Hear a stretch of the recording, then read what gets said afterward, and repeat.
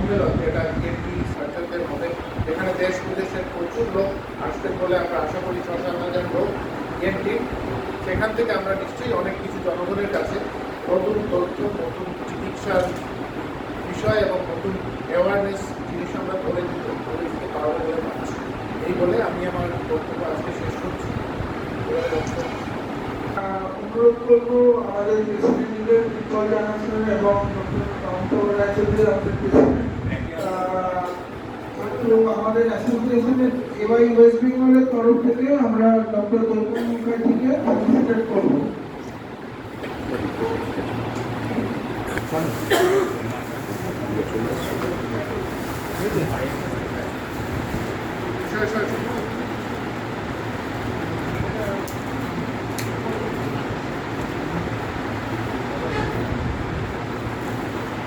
আমাদের সর্বভারতীয় সংস্থা এওয়াই এর হিস্ট্রিতে সর্বকনিষ্ঠ প্রেসিডেন্ট আমরা আমাদের ওয়েস্ট বেঙ্গল থেকে দিতে পেরেছি এবং সর্বসম্মতিক্রমে উনি প্রেসিডেন্ট ইলেক্ট হয়েছেন আমাদের এওয়াইতে। আমাদের এওয়াই ওয়েস্ট বেঙ্গল থেকে ওনাকে আমরা সম্বর্ধনা জানাচ্ছি।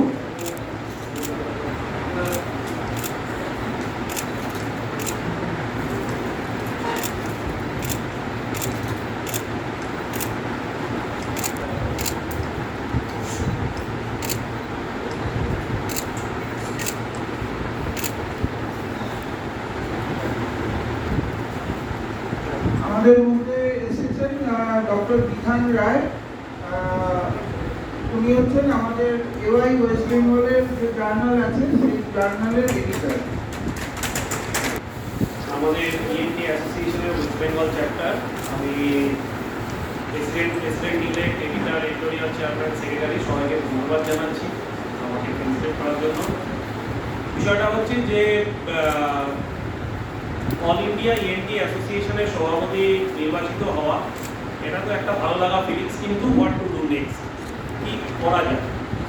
এবার আমি সুনির্দিষ্টভাবে তিনটে জিনিস বলতে চাই যে কোনো সাবজেক্টে, সেটা ইএনটি, সার্জারি, গাইনি, যে কোনো সাবজেক্টে তিনটে বেসিক জিনিস আছে। একটা হচ্ছে অসুখ করলে তার চিকিৎসা, তাহলে সেটা একটা ইম্পর্টেন্ট। 2 নম্বর হচ্ছে অসুখটা যাতে নাই করে তার জন্য প্রিভেনশন। আর 3 নম্বর হচ্ছে সবসময় নতুন যে রিসার্চ এবং নতুন যে টেকনোলজি আসছে সেই সাবজেক্টে সেটা অ্যাডাপ্ট করা এবং তার যে আমাদের যে পরবর্তী জেনারেশন আছে সেটা যাতে তাতে অ্যাকাস্টম হয়, সেইটাকে গ্র্যাজুয়ালি নার্চার করা। একটা সর্বভারতীয় অ্যাসোসিয়েশনের মূলত এই কাজ। এবার এই সর্বভারতীয় সভাপতি হিসেবে আমি 3 বছর আগামী থাকবো। সেখানে প্রথম যেটা ভিশন আছে সেটা হচ্ছে usually not only in ENT but in any field, usually আমরা চিকিৎসা পদ্ধতি এবং গাইডলাইন ফলো করি western guideline, American guideline, European guideline. কিন্তু বেসিক্যালি আমাদের যে রুগী যারা আছেন, যে ভারতবর্ষের যারা রুগী, তাদের চেহারা, তাদের কালচার, আমাদের এখানকার অ্যাটমসফিয়ার, এনভায়রনমেন্ট, জেনেটিক্স, এই সবগুলো কিন্তু ওয়েস্টার্ন কান্ট্রিতে যারা রয়েছেন তাদের থেকে আলাদা। তাহলে ওয়েস্টার্ন কান্ট্রিতে সমস্ত এই যে চিকিৎসা পদ্ধতির গাইডলাইন তৈরি হচ্ছে সেটা কিন্তু মূলত তাদের কথা ভেবে এবং আমরা সেটা ব্লাইন্ডলি ফলো করছি। Already all India ENT association এই পদ্ধতির মধ্যে আছে যাতে ইএনটি ডিজিজের অ্যাটলিস্ট আমরা সমস্ত ইএনটি রোগের ক্ষেত্রে ইন্ডিয়ান গাইডলাইন তৈরি করতে পারি, that is related with Indian people. মানে ইএনটির যারা ইন্ডিয়ান ডক্টরস রয়েছে, যে যে বিষয়ে দক্ষতা রয়েছে, তারা আলাপ আলোচনা সবকিছু করে রিসার্চ করে ইন্ডিয়ান পেশেন্টের জন্য ইএনটি ডিজিজের গাইডলাইন ফর্ম করা। অলরেডি আমরা অ্যালার্জিক রাইনাইটিস, আপনারা জানেন যে একটা আজকের দিনে মহামারীর আকার ধারণ করেছে। আমরা অল ইন্ডিয়া ইএনটি অ্যাসোসিয়েশন থেকে অ্যালার্জিক রাইনাইটিসের জন্য কিন্তু ইন্ডিয়ান গাইডলাইন ফর্ম করতে পেরেছি। এখন আমরা প্রসেসে আছি কানের যত রোগ আছে তার ইন্ডিয়ান থেরাপিউটিক গাইডলাইন তৈরি করার জন্য অলরেডি সেটা প্রসেসে আছে। আশা করা যায় আগামী 3 বছরের মধ্যে ইএনটির যে রোগ আছে সেই সব রোগেরই আমরা কিন্তু ইন্ডিয়ান গাইডলাইন তৈরি করে ফেলতে পারবো। এতে সুবিধা হচ্ছে সাধারণ ভারতবাসী, কারণ তাদের কথা ভেবে এই থেরাপিউটিক গাইডলাইন তৈরি হবে এবং সামগ্রিকভাবে সমস্ত ইএনটি সার্জন অ্যাক্রস ইন্ডিয়া তারাও এটাতে বেনিফিটেড হবে। তারা এই ইন্ডিয়ান গাইডলাইন ফলো করে চিকিৎসা করতে পারবে এবং কালকের ডেটে যদি কোনো কোশ্চেন আসে তাহলে কোর্ট অফ লতেও সেই রেফারেন্সটা দেওয়া যেতে পারে যে এটা অল ইন্ডিয়া ইএনটি অ্যাসোসিয়েশনের ইন্ডিয়ান গাইডলাইন। সুতরাং সেইভাবে চিকিৎসা করলে ইএনটি ডাক্তাররা উপকৃত হবেন, আমাদের যে পেশেন্ট তারা উপকৃত হবেন এবং সার্বিকভাবে হয়তো কিছুদিন বাদে দেখা যাবে আমাদের গাইডলাইন ফলো করে ওয়েস্টার্ন যে সমস্ত কান্ট্রি আছে সেখানেও তারা তাদের গাইডলাইন পরিমার্জন করছে। নাম্বার 1। নাম্বার 2 হচ্ছে যেটা বললাম যে কোনো ক্ষেত্রে রোগ একটা বিষয়, কিন্তু যে কোনো অল ইন্ডিয়া অ্যাসোসিয়েশনের এই গোলটা রয়েছে যে সেই রোগ কী করে প্রিভেন্ট করা যায় সেদিকেও নজর দেয়। অলরেডি এদিকে আমরা নজর দেওয়া শুরু করেছি এবং আগামী 2-3 বছরের মধ্যে আমরা চেষ্টা করব যে নয়েজ পলিউশন হচ্ছে একটা অন্যতম ইম্পর্টেন্ট কিছু। শব্দ দূষণ দিনে দিনে দেখা যাচ্ছে যে প্রচুর, অলরেডি ডক্টর অমিতাভ রায় চৌধুরী বলেছেন যে বাচ্চাদেরও শ্রবণ ক্ষমতা নষ্ট হয়, বড়দের নষ্ট হয়। এর কিন্তু একটা বিপদ পার্ট হচ্ছে নয়েজ পলিউশনের জন্য। সেখানে মাল্টি সিটি অ্যাপ্রোচ করে বিভিন্ন ইন্ডিয়ান সিটি থেকে তাদের যে সমস্ত নয়েজের যে ডাটা সেইগুলোকে অ্যাসেম্বল করে আমরা কামিং ডেজে এইটাকে সাইন্টিফিক্যালি প্রুভ করার চেষ্টা করবো যে কত ডেসিবেলের ওপরে গেলে কীভাবে শ্রবণ ক্ষমতা নষ্ট হচ্ছে এবং সেই অনুযায়ী আমাদের যে অল ইন্ডিয়া ইএনটি অ্যাসোসিয়েশনের তরফ থেকে যে রেকমেন্ডেশন সেন্ট্রাল গভর্নমেন্টকে বা বিভিন্ন স্টেট গভর্নমেন্টকে সেটাও দেওয়ার কথা আমাদের ভাবা হচ্ছে। 1 নম্বর। 2 নম্বর হচ্ছে এয়ার পলিউশন। এই এয়ার পলিউশন যদি হয় তাহলে সার্বিকভাবে অ্যালার্জি এবং লাংসের যে অসুখ এই কিন্তু অনেক বেড়ে যায়। আপনারা খেয়াল করে দেখবেন কালকে না পরশু বিভিন্ন খবরের কাগজে একটা আর্টিকেল বেরিয়েছে যে গত 1 বছরে এন্টায়ার ফার্মাসিউটিক্যাল ইন্ডাস্ট্রি, এই যে ওষুধের যে ব্যবসা, তার মধ্যে সব থেকে বেশি গ্রোথ হয়েছে, অ্যারাউন্ড 15% গ্রোথ হয়েছে অনলি রেসপিরেটরি মেডিসিনের, নাকে স্প্রে এবং ইনহেলারে। কারণটা কি? সেই একই ব্যাপার, দূষণ এবং তার থেকে অ্যালার্জি এবং রেসপিরেটরি ডিজিজ বাড়ছে। এটা ইনডাইরেক্টলি কীভাবে তার রিফ্লেকশন হচ্ছে যে এই ক্ষেত্রে যে সমস্ত ওষুধ বিক্রি হয় সেটা গত 1 বছরে বাকি অন্য যে কোনো ওষুধ, ডায়াবেটিস, কার্ডিওলজি, এই সমস্ত ওষুধের থেকেও এই ওষুধের বিক্রি সব থেকে বেশি গ্রোথ হয়েছে 15 to 16%। তার মানে অবধারিতভাবে এই রুগী প্রতি বছর অত্যধিক হারে বাড়ছে। সেটাও আমাদের অল ইন্ডিয়া পার্সপেক্টিভে বিভিন্ন সিটি বেস এই পলিউশনকে ট্র্যাক করে এরও কি রেকমেন্ডেশন পাঠানো যায় সেটাও আমরা চেষ্টা করব। থার্ড হচ্ছে একটা আমাদের অল ইন্ডিয়া ইএনটি অ্যাসোসিয়েশনের অ্যাচিভমেন্ট আছে, সেটা হচ্ছে যেটা আমিও চেষ্টা করব যে কামিং ডেসে এটাকে যাতে আরও বাড়িয়ে নিয়ে যাওয়া যায়। আপনারা সবাই জানেন আমরা সবাই হচ্ছে এমএস ইএনটি, কিন্তু এর পরে একটা সুপার স্পেশালাইজেশন থাকে যেটা হচ্ছে এমসিএইচ। এই এমসিএইচ যে সুপার স্পেশালাইজেশন, কোন স্পেশালিটি থেকে সেই এমসিএইচ করা যাবে এটা ঠিক করে আগে এমসিআই করতো, এখন এনএমসি করে। অল ইন্ডিয়া ইএনটি অ্যাসোসিয়েশন দীর্ঘদিন ধরে এইটাকে তদারক করে রিসেন্টলি কাপল অফ মান্থস আগে এটা সেন্ট্রাল গভর্নমেন্ট নোটিফিকেশন হয়েছে এবং এনএমসি নোটিফিকেশন হয়েছে যে এখন এমএস ইএনটি করা ডাক্তারবাবুরা head neck surgery, plastic surgery এবং নিউরো সার্জারি এই 3টেতে এমসিএইচ করতে পারবে অ্যালং উইথ জেনারেল সার্জারি যারা এমএস আছে তারা।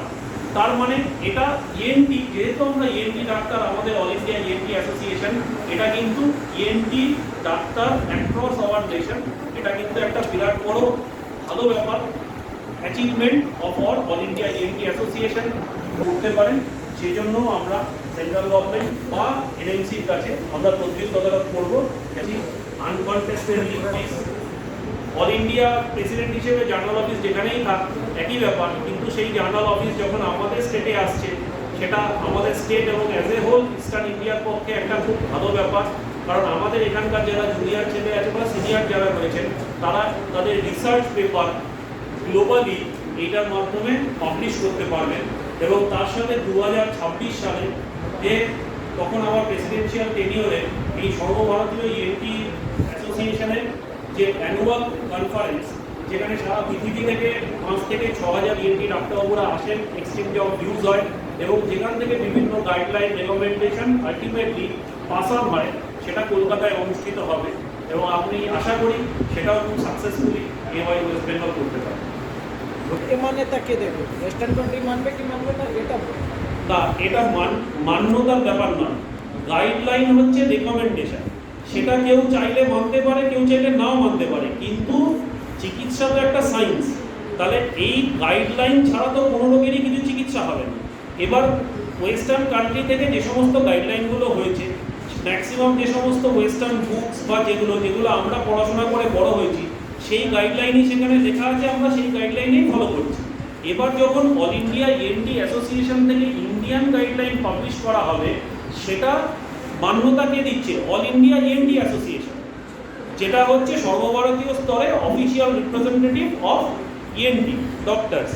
তাহলে এই সারা ভারতবর্ষ জুড়ে Indian guideline recommended by all India ENT association পদ্ধতি ফলো করে কেউ যদি চিকিৎসা করে, সে কোর্ট অফ ল বা যে কোনো জায়গায় এই রেফারেন্সটা বলতে পারবে যে আমরা এই গাইডলাইন ফলো করে চিকিৎসা করছি, এবং আলটিমেটলি এতে লাভবান হবে সাধারণ ভারতবাসী।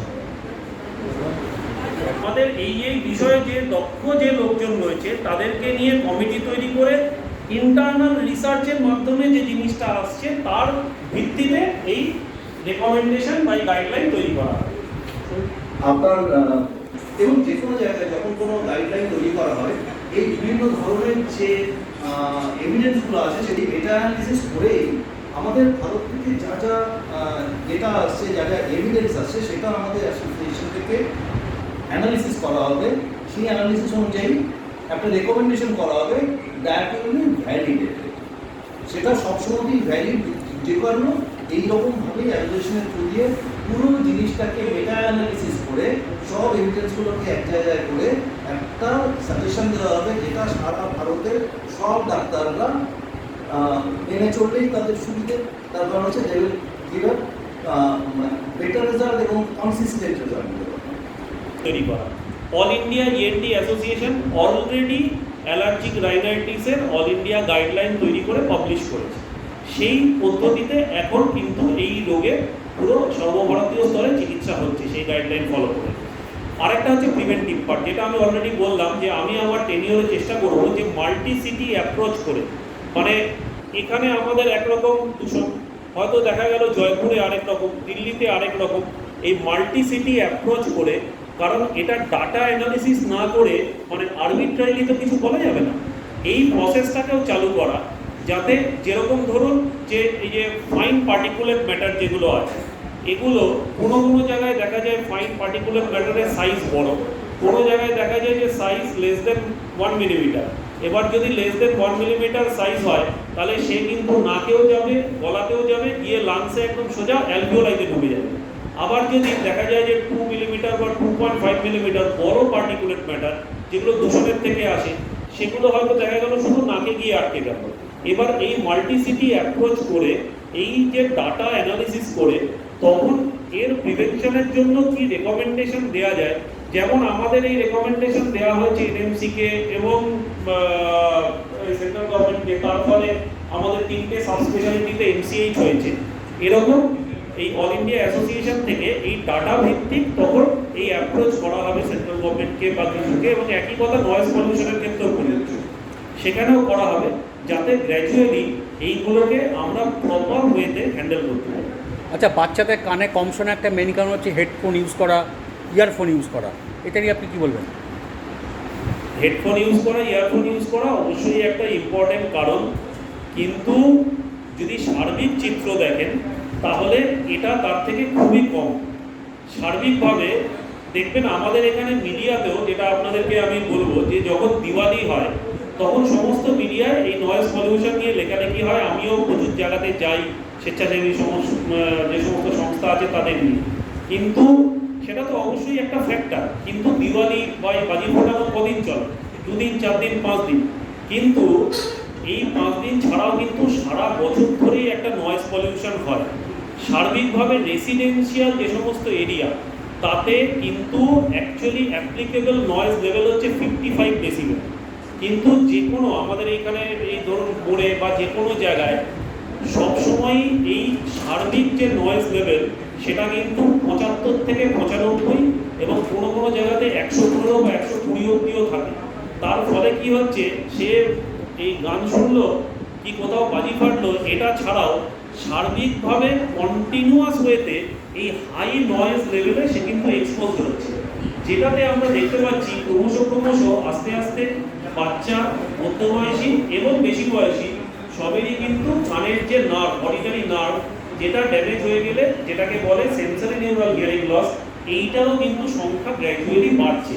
তাই নয়েজ পলিউশনকে, ওইটাই আমি বললাম যে এটাও আমার একটা মানে থাকবে যে এইটাকে কি করে রিসার্চ করে ডাটাবেস, যেমন আমরা এটা খুব সহজে বাঁকা করতে পারি যদি আমরা ট্রাফিক পুলিশের ওপর স্টাডি করি, কারণ তারা সব থেকে বেশি সংখ্যায় সব থেকে বেশি সময় এই নয়েজটার মধ্যে থাকছে। তাহলে যদি একটা লার্জ স্কেল প্যান ইন্ডিয়া বেসিসে এই ট্রাফিক পুলিশের মধ্যে অডিওমেট্রি টেস্ট করে দেখা হয়, তাহলে কিন্তু আমরা একটা কংক্রিট এভিডেন্স বেসড ডাটা পাবো, যার থেকে আমরা রেকমেন্ডেশন করতে পারবো যে কোথায় হংকিং কত রাখা উচিত, কি রাখা উচিত, কি বৃত্তান্ত।